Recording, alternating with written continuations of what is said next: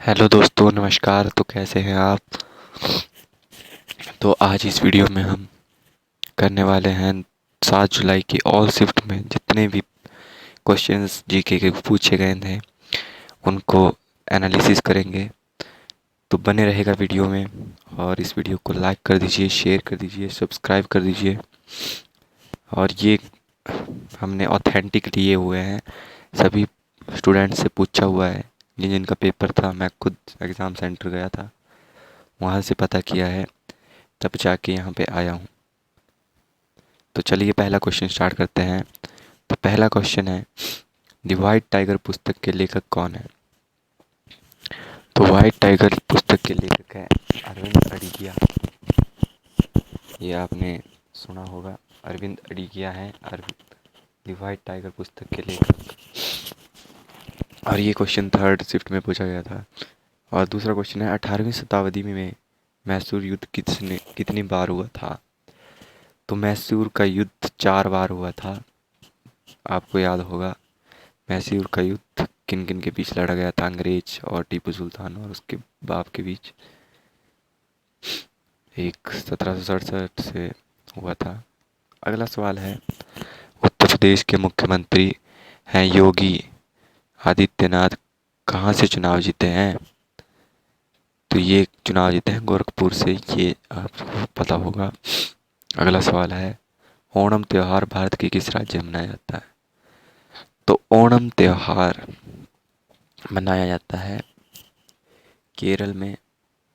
केरल में बहुत ही प्रसिद्ध है, 1 सितंबर से 13 सितंबर तक होता है।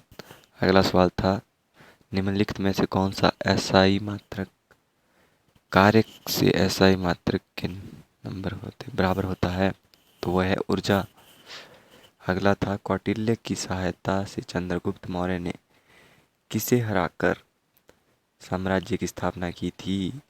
तो ये आपको याद होगा कि धनानंद को हराया था।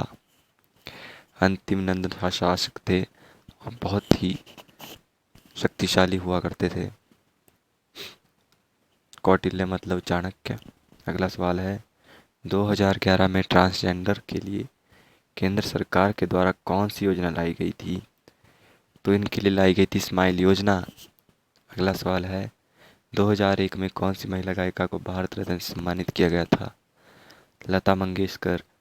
और ये पिछले 3 दिनों में दूसरी बार पूछा गया लता मंगेशकर से रिलेटेड।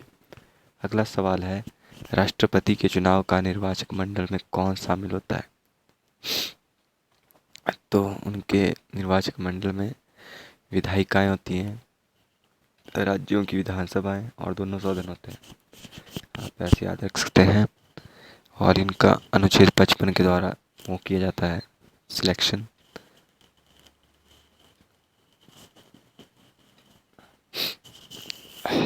और ये आगे चलते हैं, अदिति अशोक किस खेल से संबंधित है? ये हैं गोल्फ से। अगला सवाल है, वर्ष 2021 में जम्मू कश्मीर से पहली महिला फाइटर पायलट कौन बनी? ये बनी माया सूदन। अगला सवाल है, भारत की महिला पायलट फाइटर थी शिवांगी सिंह। अगला सवाल है, और अगला आप याद कर लेना, देश की सबसे कम उम्र की है आयशा अजीज, जो कम जम्मू कश्मीर से हैं। अगला सवाल है, इनमें से कौन सा मार्शल आर्ट्स दक्षिण में विकसित हुई थी? तो इसका जो आंसर होगा वो होगा कलरी पाया टूटू, भारत में सबसे पुराना मार्शल आर्ट है। अगला सवाल है, Odissi dancer who got Padma Vibhushan in 2000? वो थे केलुचरण महापात्रा, जिनको पद्म विभूषण मिला था। अगले हैं, नीति आयोग से पहले कौन सा आयोग था? नीति आयोग का पुराना नाम था योजना आयोग।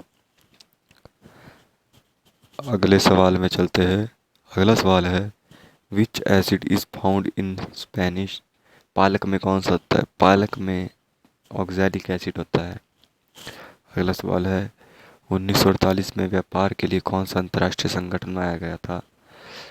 तो ये बनाया गया था WTO, इसकी मतलब नाम बदल दिया गया था, पहले था General Agreement on Tariffs and Trade, GATT, ये था पहले, लेकिन 1995 में नाम चेंज कर दिया गया और बनाया गया WTO। अगला है उस्ताद अमजद अली खान निम्नलिखित में से कौन सा वाद्य यंत्र बजाते हैं? तो वो बजाते हैं सरोद वाद्य यंत्र, और उन्हें पद्मश्री मिला था 1975 में, और 2001 में पद्म विभूषण, 1991 में पद्म विभूषण।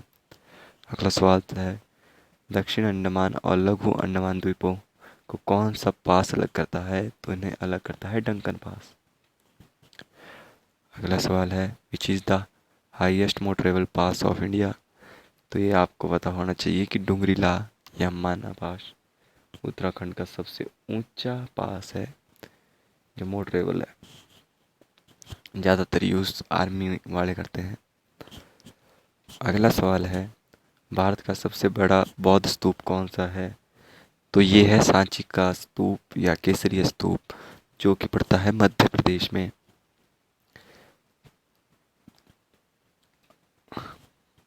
अगला सवाल है 2022 यूपी चुनाव के बाद लगातार दूसरी बार सीएम पद की शपथ किसने ली?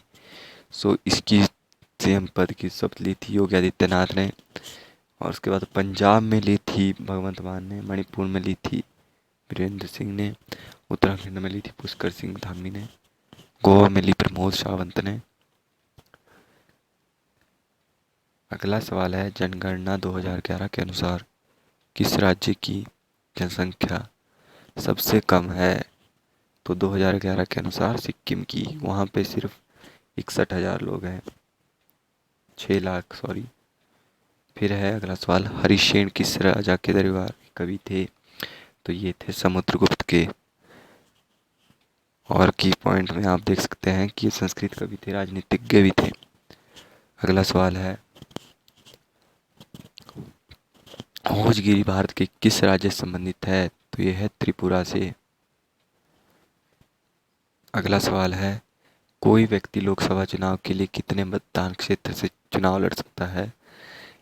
तो ये 2 सीटों से लड़ सकता है धारा 33 के तहत, 33 के तहत द्विवार्षिक चुनाव। अगला सवाल है 1996 में से पूर्व कोई प्रत्याशी कितनी भी सीटों पर लड़ सकता था? अगला सवाल है India versus Sri Lanka test series 2022 में मैन ऑफ द सीरीज किसे चुना गया था? तो ऋषभ पंत को चुना गया था। भारत ने 2-0 से जीती थी, उन्होंने 185 रन बनाए थे। अगला है भारत नाम श्रीलंका T20 सीरीज 2022 में प्लेयर ऑफ द सीरीज कौन था? क्या तो सवाल पूछा है श्रेयस अय्यर, 3-0 से जीता था। अगला सवाल है द ग्रेट इंडियन नॉवेल पुस्तक किस लेखक कौन है? तो इसके लेखक हैं शशि थरूर, ये एक सांसद भी है राज्यसभा।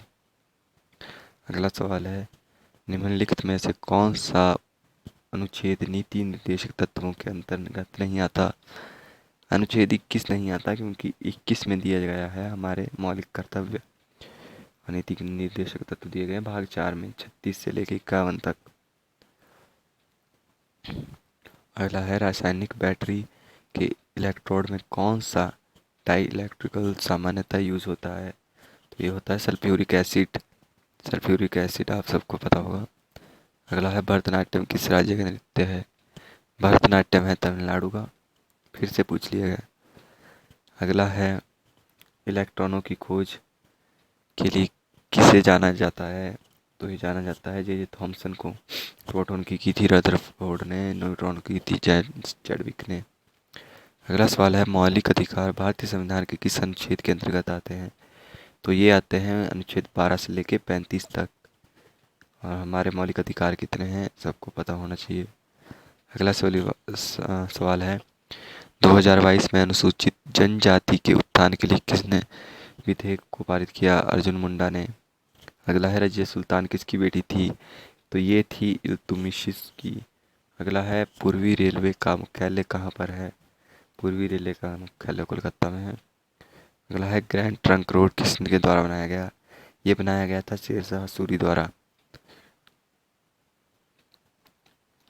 जिसे हम GT रोड भी कहते हैं, ग्रैंड ट्रंक। ग्रैंड ट्रंक उसका असली नाम होता है। अगला है खजुराहो मंदिरों का निर्माण किस वस्तु कला पर आधारित है? तो ये है नागर व इरोटिक स्कल्पचर।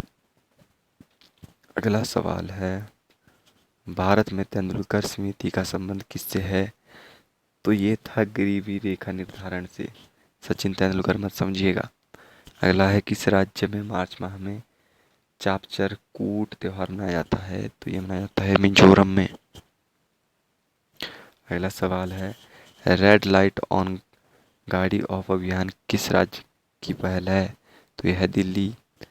अगला है गुरु बिपिन सिंह का संबंध किस शास्त्रीय नृत्य से है? तो यह है मणिपुरी से। अगला सवाल है टोटल रिकॉल माई अनबिलीवेबिलिटी ट्रू लाइफ स्टोरी पुस्तक के लेखक कौन है? तो इसके लेखक है एर्नोल्ड स्क्वेंडिंजर एंड पीटर पीटर पिटरे। अगला सवाल है भवाई किस राज्य का लोक नृत्य है? भवाई लोक नृत्य है गुजरात का। अगला सवाल है विली मानव शरीर में कहाँ पाया जाता है? ये पाया जाता है छोटी आंत में। अगला सवाल है गटका किस राज्य से संबंधित मार्शल आर्ट की कला है? तो ये है पंजाब से। सुना होगा गटका आपने। अगला है प्राचीन काल में के ताड़पत्र और भोजपत्र मुख्यतः किस लिपि में लिखे थे? तो ये लिखे गए थे पांडुलिपि में। अगला सवाल है किस जीव के द्वारा खाद्य सामग्री का विघटन शरीर के बाहर किया जाता है? तो ये होता है यीस्ट। प्लासी का युद्ध किसके बीच हुआ? प्लासी का युद्ध हुआ था रॉबर्ट क्लाइव और सिराजुद्दौला के। भारत के राष्ट्रपति बनने के लिए न्यूनतम आयु कितनी होनी चाहिए? तो 35 वर्ष होनी चाहिए। दर्पण का सूत्र क्या है? ये है 1/f is equal to 1/v plus 1/u। F for focal length. Buxar का युद्ध कब हुआ? बक्सर का युद्ध हुआ 1764 में, जिसमें हेक्टर मुनरो और मीर कासिम अवध के नवाब सिराजुद्दौला मुगल बादशाह को हराया था। अगला है नींद की बीमारी के लिए कौन जिम्मेवार होता है? तो होता है प्रोटोजोआ। वर्षा को मापने वाला यंत्र कौन सा है? इसे कहते हैं रेनगॉग। दिल्ली की सेंट्रल असेंबली में भगत सिंह ने बम कब फेंका? ये फेंका था 8 अप्रैल 1929 को, जिसमें भगत सिंह एवं बटुकेश्वर दत्त साथ थे। अगला है अनुच्छेद 43B किससे संबंधित है? तो ये संबंधित है सहकारी समितियों के स्वैच्छिक गठन, कामकाज, लोकतांत्रिक नियंत्रण और पेशेवर प्रबंधन को बढ़ावा देना। यह आप देख सकते हैं। और ये था उद्योगों के श्रमिकों की भागीदारी सुनिश्चित करने के लिए राज्य कदम उठाएगा। अगला सवाल है क्रिकेट के खेल में बल्लेबाज गेंद को जब 2 बार हिट कर देता है तो अंपायर का निर्णय क्या होता है? तो अगर 2 बार करता है जानबूझ के तो आउट होता है।